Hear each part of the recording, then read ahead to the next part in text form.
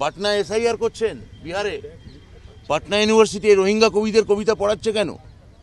রোহিঙ্গা শব্দটা কোত্থেকে এসছে? রোসাং থেকে, ওই রাখাইন প্রদেশ বার্মার।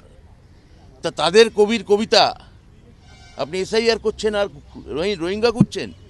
বিহারে এই এসআইআর করে কজন ফরেনার বেরিয়েছে? 300 জন মাত্র, এবং তার মধ্যে হিন্দু সংখ্যা বেশি। তাহলে এই যে বাঙালি বাঙালি বাঙালি বাঙালি বাঙালি রোহিঙ্গা বাঙালি রোহিঙ্গা বলে দাগিয়ে দিচ্ছেন, ভুবনেশ্বরে মারছেন, দিল্লিতে মারছেন, বাংলা ভাষা শুনলেই ঝাঁপিয়ে পড়ছেন। তা এইসব সড়কছাপ গুন্ডাদের কথায় আমি আর পাল্টা কি প্রতিক্রিয়া দেবো? আমি খালি বলুন, ওদের গিয়ে জিজ্ঞেস করুন আলাওলে কবিতা পড়াচ্ছেন কেন? অবশ্য আলাউল শুনে বললো কি এলো চাল, কি আর এলো চাল না কি হয়েছে, আলু ভাত জানেও না। তাই আপনি একটা কথা বলেছিলেন যে মায়ানমারের যে রাস্তা দিয়ে আজাদিন ফৌজ এসছে সেটা নিয়ে একটা ব্যাখ্যা হয়েছে, বিজেপি আপনার পদত্যাগ দাবি করছে। আমরা তো বিজেপির ন্যারেটিভে চলবো না। বিজেপি ওটাকে ঘুষপেটিয়াদের রাস্তা বলতে পারে, গোটা ভারতবর্ষ ওটাকে সাম্প্রদায়িক সম্প্রীতির রাস্তা বলে জানে। বিজেপির ন্যারেটিভ আমরা কেন শুনবো? ওই রাস্তা সুভাষচন্দ্রের নেতৃত্বে 3 ধর্মের 3 মেজর জেনারেল আজাদিন ফৌজের, হিন্দু প্রেম কুমার সাইগল, মুসলিম শাহনওয়াজ খান এবং একজন শেখ গুরুবক্স সিং ধিলন, এই 3 জনের রাস্তা ওটা। বিজেপি ওটাকে রোহিঙ্গাদের রাস্তা বলে দাগিয়ে দিতে চাইলে আমরা মেনে নেব? যেটা অভিষেক বন্দ্যোপাধ্যায় বলেছেন, মিজোরাম, অরুণাচল, আসাম এবং ত্রিপুরা, এই 4টে কেন এসআইআর হচ্ছে না? হঠাৎ বাংলাকেই টার্গেট করা হচ্ছে কেন? লক্ষ্য করে দেখবেন ওই আজাদিন ফৌজের ওই 3 জন মেজর জেনারেলকে, অর্থাৎ প্রেম কুমার সাইগল, শাহনাজ খান এবং গুরুবক্স সিং ধিলোকে তৎকালীন ভারত সরকার ঘুষপেটিয়া বলেছিল, অ্যারেস্ট করেছিল।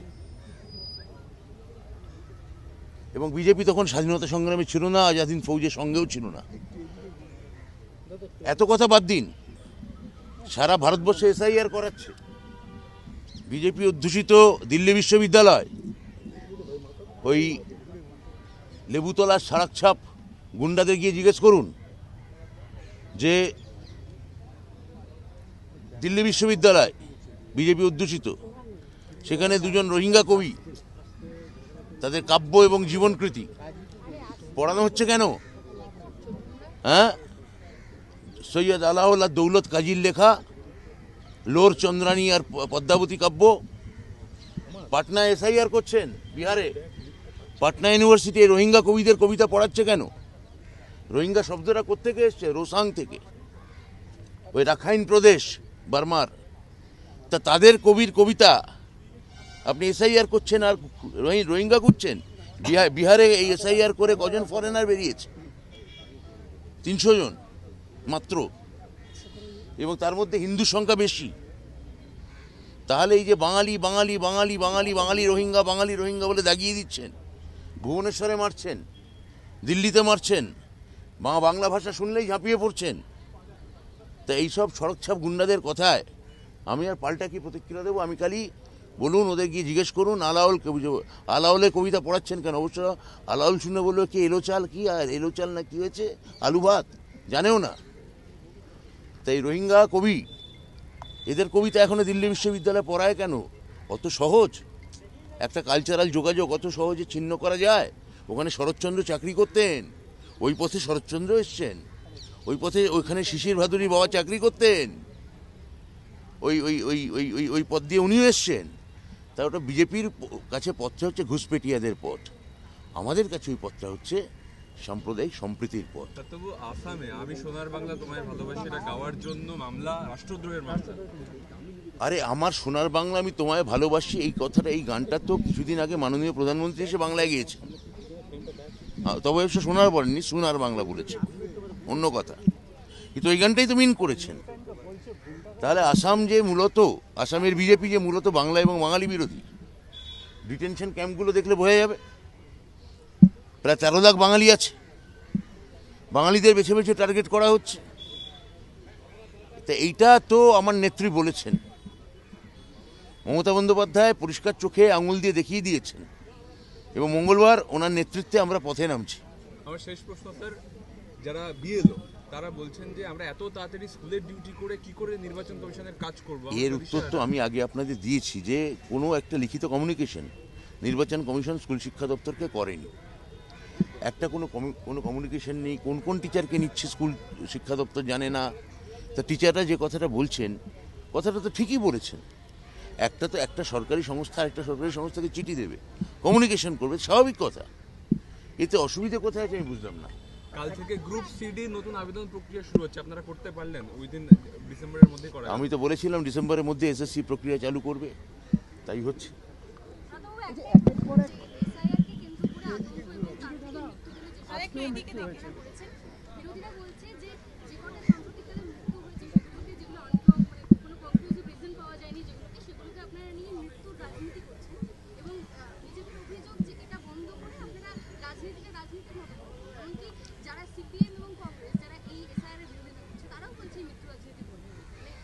না, প্রথম কথা হচ্ছে একজন মানুষ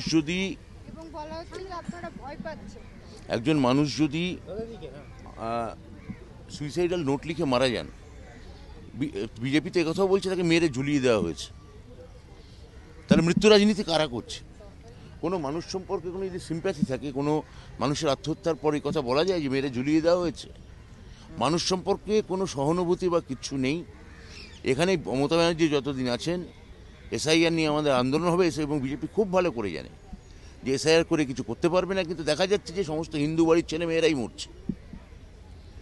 তাহলে শরণার্থীরা বিজেপির ভাষায় কোট আনকোট অনুপ্রবেশকারী নয়, কোট আনকোট শরণার্থীরা যদি ক্রমাগত আত্মহত্যা করতে থাকে, আমি মতুয়া ভাই বোনদের বলবো যে এখনও সময় আছে, আপনারা সতর্ক হন। নইলে আমরা যেটা আশঙ্কা করছি প্রায় 70 লাখ থেকে 1 কোটি ভোটার এরা ন্যায্য বৈধ ভোটার বাদ দিয়ে দিতে পারে।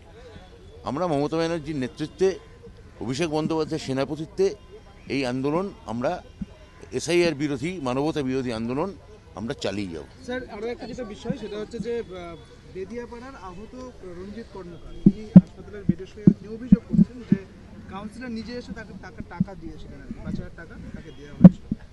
কাউন্সিলর নির্ময় দাসের বিরুদ্ধেই এই অভিযোগ। এটা তো কাউন্সিলরকে জিজ্ঞেস করতে হবে, আমি খালি বলতে পারি ওই রঞ্জিত দাস যা হতো তার আমি খোঁজ নিয়েছি, পুলিশি ব্যবস্থা নিতে আমি বলেছি, অ্যারেস্ট হয়েছে। এখানে কোনো রাজনৈতিক কোনো পক্ষ নিয়ে বা কোনো বেদিয়াপাড়ায় বা কোথাও যেখানেই হোক না কেন কেউ কোনো রাজনৈতিক লোক কিছু করতে পারবেন না। আমি এখনও মনে করি ওটা পাড়ার ছেলেদের ঝামেলা, কিন্তু যে ঝামেলাই হোক তার ফলাফলটা খুব খারাপ হয়েছে, এবং রাজনৈতিক কোনো মদত বা প্রশ্রয় এখানে দেওয়া হবে না। সবথেকে বড় কথা, পুলিশে অলরেডি 3 জনকে অ্যারেস্ট করে।